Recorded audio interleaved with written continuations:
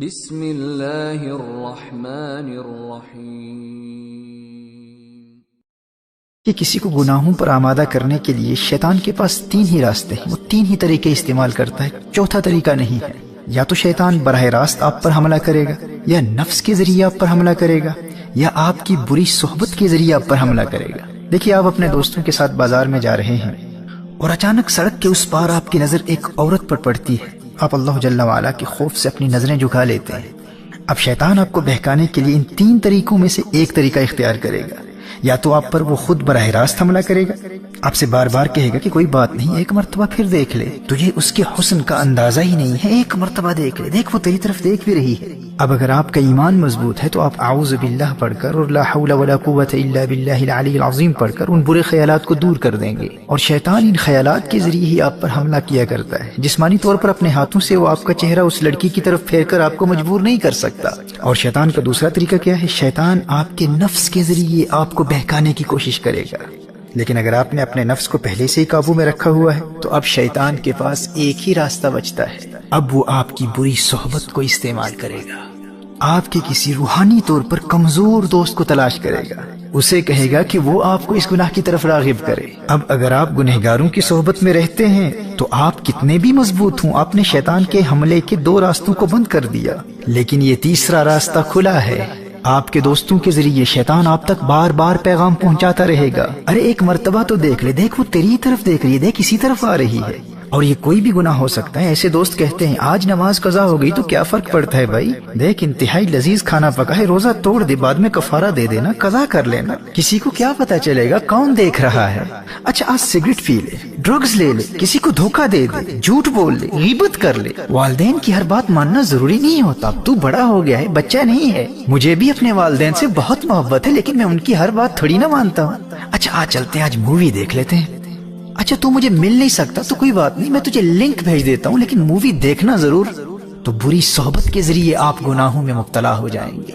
شیطان آپ کے ارد گرد برے دوستوں کو تلاش کرتا رہتا ہے، اور اگر آپ کا کوئی برا دوست ہی نہیں ہے تو شیطان ہار جائے گا، آپ جیت جائیں گے۔ محترم احبہ، آپ کے لیے خوشخبری یہ ہے کہ رمضان المبارک میں اگر حالت ایمان میں آپ صرف اس ایک دشمن سے بچتے رہے نا، بری صحبت سے خود کو بچا لیا، تو اللہ جل وعلا آپ کو گناہوں سے پاک بھی کر دے گا اور جنت بھی عطا کر دے گا۔ نبی کریم صلی اللہ علیہ وآلہ وسلم نے ارشاد فرمایا، رمضان میں شیطان کو قید کر دیا جاتا ہے، صفدت الشیاطین۔ آپ کا پہلا بڑا دشمن بند ہے، شیطان خود بے بس ہے، وہ کچھ بھی نہیں کر سکتا۔ اور دوسرا دشمن آپ کا نفس ہے، نفس۔ نبی کریم صلی اللہ علیہ وآلہ وسلم نے نفس کو قابو کرنے کا جو طریقہ بتایا ہے وہ بھوک اور پیاس ہے، وہ روزہ ہے۔ دیکھیے ماہ رمضان میں اگر آپ سحری اور افطار کے وقت زیادہ کھانا نہیں کھاتے، بہت زیادہ پیٹ بھر کر کھانا نہیں کھاتے، تو آپ کا نفس بالکل کنٹرول میں رہے گا۔ دونوں دشمن قید ہیں۔ اب اگر آپ مغفرت چاہتے ہیں، جنت میں جانا چاہتے ہیں، تو ماہ رمضان میں صرف اس ایک دشمن سے اپنے آپ کو بچا لیں۔ گناہوں کی طرف راغب کرنے والے، گناہوں کی دعوت دینے والے ہر دوست سے رابطہ مکمل طور پر منقطع کر دیں۔ برے دوستوں کو بتلا دیں، کیا دیکھتے نہیں کتنے ہنستے کھیلتے نوجوان ماہ رمضان سے قبل ہی موت کا شکار ہو چکے ہیں۔ جانے آئندہ رمضان تک یہ زندگی وفا کرے نہ کرے، میں زندہ بھی ہوں یا نہ ہوں، میں تمہارے لیے سب کچھ کر سکتا ہوں لیکن اپنی آخرت کا سودا نہیں کر سکتا۔ رمضان المبارک میں مجھ سے ملنے کے بارے میں سوچنا بھی نہ۔ محترم احبہ، اگر مغفرت چاہتے ہیں تو کم از کم رمضان المبارک میں ایسے تمام دوستوں سے مکمل دوری اختیار کر لیجیے۔ اگر اپنا نمبر چینج کرنا پڑے تو کر دیں، سم کارڈ پھینکنا پڑے تو پھینک دیں، اور علیاذ باللہ اگر کسی غیر محرم لڑکی کا نمبر آپ کے فون میں ہے تو فوراً بلاک کر دیں۔ سوشل میڈیا پر، ٹویٹر پر، انسٹاگرام پر، فیس بک پر انفرینڈ کر دیں۔ شیطان کے براہ راست حملوں کا سلسلہ بند ہے، اور بھوک اور پیاس کے ذریعے، روزے کے ذریعے نفس بھی قابو میں، بس ایک ہی راستہ کھلا ہے، وہ بری صحبت کا ہے۔ میں دعوے سے کہہ سکتا ہوں میرے دوست، اگر تو نے صرف اس ایک دشمن کا راستہ بند کر دیا تو رمضان المبارک تجھے جنتی بنا دے گا۔ شیطان کے پاس فقط 3 ہتھیار ہیں، 2 بند ہیں، ایک کو تو نے بند کرنا ہے۔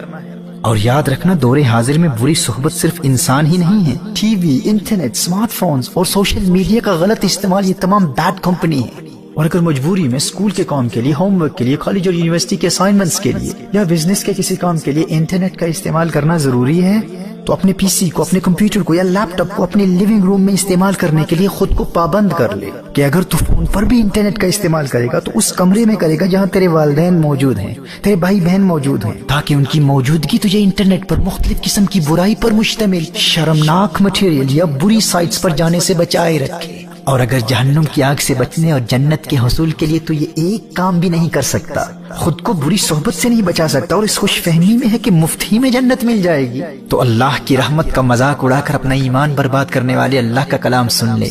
تو کیا سمجھتا ہے کہ اللہ آخرت میں انصاف نہیں کرے گا؟ تو نے جنت کو اتنا سستا سمجھ رکھا ہے؟ اللہ قرآن میں ارشاد فرماتا ہے، ام حسب الذین اجترحوا السیئات ان نجعلهم كالذین آمنوا وعملوا الصالحات سواء محیاهم ومماتهم ساء ما يحکمون۔ سورہ جاسیہ میں ارشاد فرمایا، کیا جنہوں نے برائیوں کا ارتکاب کیا یہ سمجھتے ہیں کہ ہم انہیں ان جیسا کر دیں گے جو ایمان لائے اور اچھے کام کیے؟ یعنی جو جنت نیک لوگوں کے لیے، وہ جنت یوں ہی مفت میں بے ایمانوں اور گنہگاروں کو بھی عطا کر دے۔ فرمایا ساء ما يحکمون، کیا ہی برا حکم لگاتے ہیں۔ میرے دوست ہوش کے ناخن لے، قدر کر تو اللہ کے اس پیارے مہمان کی کہ اس نے تیرے لیے کامیابی کا راستہ کتنا آسان کر دیا ہے۔ دونوں جہانوں کی کامیابی کے لیے اس میں تو نے فقط ایک دشمن کا مقابلہ کرنا ہے، تو نے صرف بری صحبت سے بچنا ہے۔